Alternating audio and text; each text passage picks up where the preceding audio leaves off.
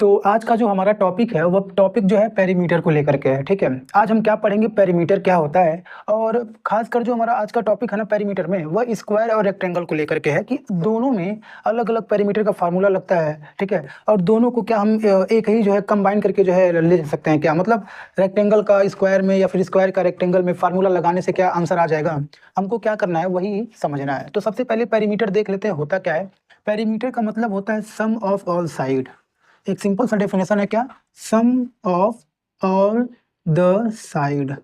ठीक है, जो फिगर आपका दे रखा है उस फिगर का जो आप सारा साइड होता है ना, उस सारे साइड को अगर आप ऐड कर देते हो तो उस ऐड किए हुए जो नंबर आएगा ना उसको बोलते हैं पेरीमीटर। क्या बोलते हैं, पेरीमीटर बोलते हैं। चाहे स्क्वायर रहे, रेक्टेंगल रहे या फिर कोई भी फिगर रहेगा, अगर उसमें लाइन सेगमेंट से मिल करके बना हुआ है तो उसमें सारे साइड को जोड़ दीजिए, आपका पेरीमीटर निकल जाएगा। तो पेरीमीटर क्या होता है ये आपको पता चल गया।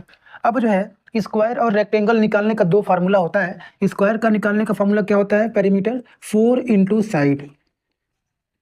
ठीक है, जो स्क्वायर होता है उसको हम कैसे निकालते हैं, 4 इंटू साइड करते हैं। और रेक्टेंगल में अगर आपको पेरीमीटर निकालना है तो आपको करना क्या होगा, 2 इंटू एल प्लस बी। क्या होता है formula, 2 into L plus B.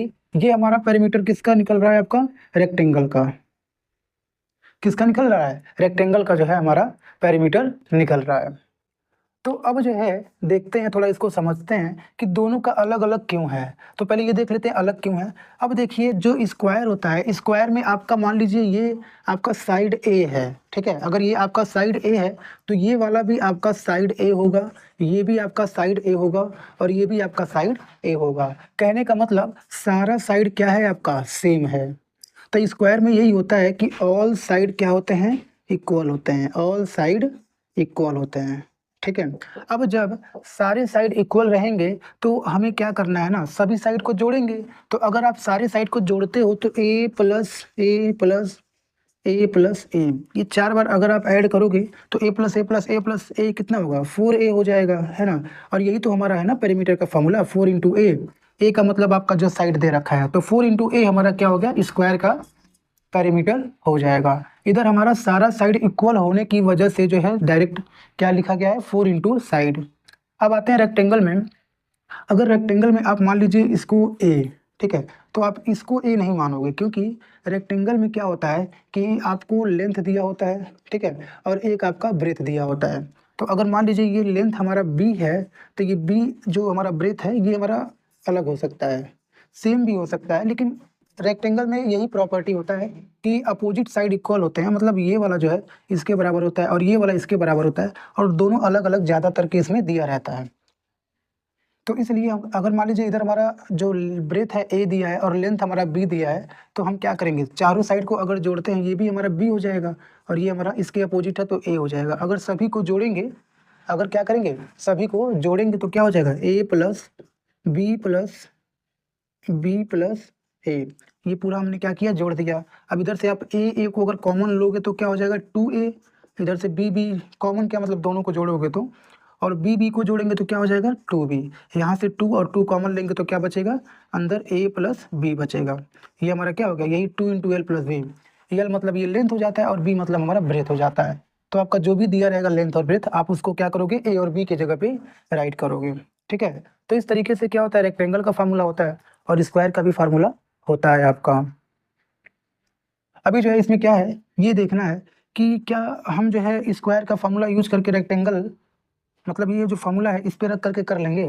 तो उसको देख लेते हैं। अगर मान लीजिए ये ए जो है ये 4 दिया हुआ है और ये हमारा जो सॉरी इसको 2 मानते हैं, ये हमारा 2 दिया हुआ है और हमारा जो बी दिया है ये हमारा मान लीजिए क्या दिया है, 4 दिया है। ठीक है, 4 दिया है। अब जो है जरा इस पे रखेंगे तो कैसे करेंगे, 4 इंटू साइड होता है, स्क्वायर का फॉर्मूला क्या होता है, 4 इंटू साइड। अब आप ये बताओ साइड हमारा यही होता है, तो अगर दो अलग अलग साइड दे दिया है, क्योंकि लेंथ हमारा ये लंबाई हो गया और ये ब्रेथ मतलब चौड़ाई, तो भाई दोनों अलग होगा ही। रेक्टेंगल में यही प्रॉपर्टी होता है, दोनों क्या होता है, अलग होता है। अगर सेम रहेगा तो वह तो हमारा स्क्वायर बन जाएगा। तो जब अलग अलग हमारा साइड दे दिया है तो 4 इंटू साइड हम कैसे लिखेंगे, साइड के जगह पे हम क्या लिखें भाई, साइड के जगह पे हमको एक साइड लिखना होगा। तो भाई हम 4 भी लिख सकते हैं जो ये वाला साइड है, 2 भी राइट कर सकते हैं जो ये वाला साइड है। तो भाई दोनों थोड़ी ना राइट करेंगे, कोई एक ही राइट करना है, तो अगर ये लिखेंगे तब भी हमारा नहीं आंसर आएगा, ये लिखेंगे तो भी हमारा आंसर नहीं आएगा। इसका जो स्पेशली फॉर्मूला हमारा दे रखा है 2 × L+B, आप उसी को लोगे। एल के जगह पे क्या राइट करोगे, एल के जगह पे राइट करोगे 4, और उसके बाद बी की जगह पे क्या राइट करोगे, 2 राइट करोगे। उसके बाद सॉल्व करने पे हमारा क्या निकलेगा, पेरीमीटर निकलेगा। लेकिन इसका जो फार्मूला है ना, इस फार्मूला को हम लोग स्क्वायर पे रख सकते हैं, मतलब अगर स्क्वायर पे रख के करेंगे तो भी आंसर आ जाएगा, सिमिलर टाइप का होता है। बस फर्क ये है कि जब स्क्वायर का लेके चलेंगे ना, तो लेंथ और जो ब्रेथ होता है दोनों को सेम मानना पड़ेगा। वैसे तो सब सेम, सब इक्वल होता है, लेकिन अगर आप मान लीजिए कि ये हमारा लेंथ है और ये हमारा ब्रेथ है, तो कुछ नहीं, आप फार्मूला लिखिए यहाँ पे 2 × L+B। यल के जगह पे आप ए राइट करोगे, ठीक है, एल की जगह पे क्या राइट करोगे, ए राइट करोगे, और बी की जगह पे क्या राइट करोगे, वहां भी ए राइट करोगे। यही ना है, सॉरी, ये हो गया। अब इसको आप अगर सॉल्व करते हो तो फिर आप ये 2, अब ब्रैकेट में a+a 2a हो जाएगा, इसको करोगे तो 2 × 2 = 4a हो जाएगा, है ना। तो कहीं ना कहीं हमारा वही वाला जो फार्मूला है स्क्वायर का वही आएगा। कहने का मतलब सेम आंसर रहेगा। अगर ए के जगह पे जो वैल्यू दे रखा होता है अगर उसको रख के करते तो भी हमारा वही आंसर आता जो हम इस वाले फार्मूला से निकालते। तो आप क्या कर सकते हो, रेक्टेंगल का जो फार्मूला दिया है उसको आप इस पे भी लगा सकते हो, या फिर डायरेक्टली आप क्या करो 4 × साइड कर दो। लेकिन रेक्टेंगल पे हम ये स्क्वायर वाला फार्मूला नहीं लगाएंगे, क्योंकि रेक्टेंगल में जो लेंथ और ब्रेथ होता है वह अलग अलग होता है। और हम 4 × साइड करेंगे तो साइड की जगह पे हम ना भाई 2 में से थोड़ी ना लिखेंगे। अगर एक ही रहता, सब बराबर रहता, तो एक साइड लिखते फिर मल्टीप्लाई करते, चारों का एडिशन निकल जाता, पेरीमीटर निकल जाता। लेकिन इस केस में हमारा क्या हो जाएगा, गलत हो जाएगा। इसलिए आप 2 × L+B करोगे तो हमारा क्या निकलेगा, रेक्टेंगल का पेरीमीटर निकल जाएगा। ठीक है, तो ये हमारा होता है पेरीमीटर।